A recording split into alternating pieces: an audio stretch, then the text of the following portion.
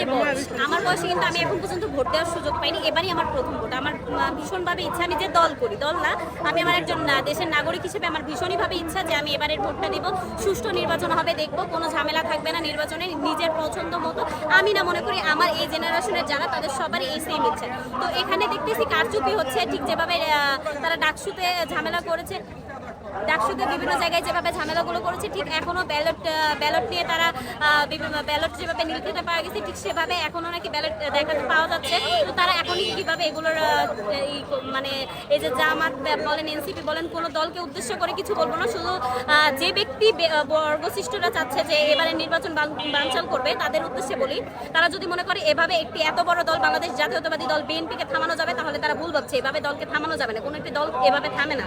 তো এভাবে তারা চাইলেও নির্বাচনে কোনো সমস্যা, এবার নির্বাচন কমিশনের সামনে আসছি আজকে আমরা তাদেরকে এটা হুঁশিয়ারি দিয়ে যেতে, তারা যদি এখনই স্টপ এগুলো না করে, তারা যদি এগুলোর বিরুদ্ধে কঠোরভাবে পর্যালোচনা না করে, তাহলে আমরা পরবর্তীতে এই আমাদের কোনো রকম নির্বাচনের সমস্যা হলে আমরা আবার এই নির্বাচন কমিশনের সামনে আসবো এবং কি নির্বাচন কমিশন অফিস ঘেরাও করবো।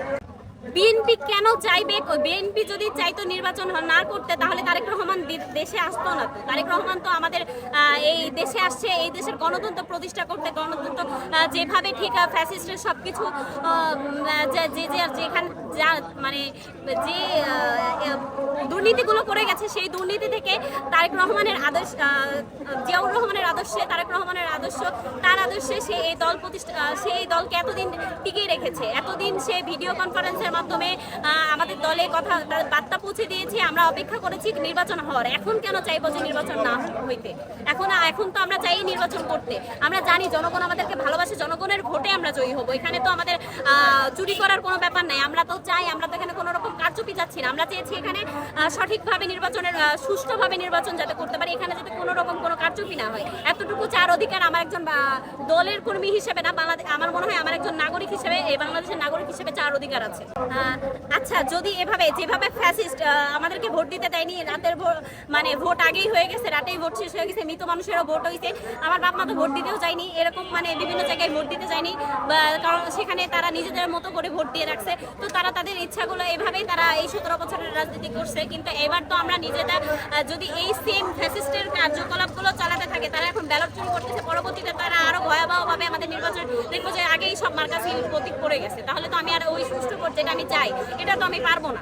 এখন আমি চাই, আমি যে যাকে ভালোবাসি বা আমি যাকে মনে করি যোগ্য হিসেবে, তাকে তো আমি চাইবো যে সে নির্বাচিত হোক। সেই জায়গা থেকে আমার মতো যারা বিএনপি করে বা আমার ছাত্রদল করে যারা আছে, তারা সবাই নিজের নিজ নিজ প্রার্থীকে পছন্দ করে, নিজ নিজ প্রার্থীকে ভোট দিতে চায়। এখন ভোট কেন্দ্রে যেয়ে যদি দেখে আগে অটোমেটিক সেই ভোটগুলো হয়ে গেছে, তাহলে তো আমরা এই সুষ্ঠুভাবে ভোট দেওয়ার আমার যে ইচ্ছা, সেই ইচ্ছা তো আর পূর্ণ হবে না। আপনার নাম পরিচয়?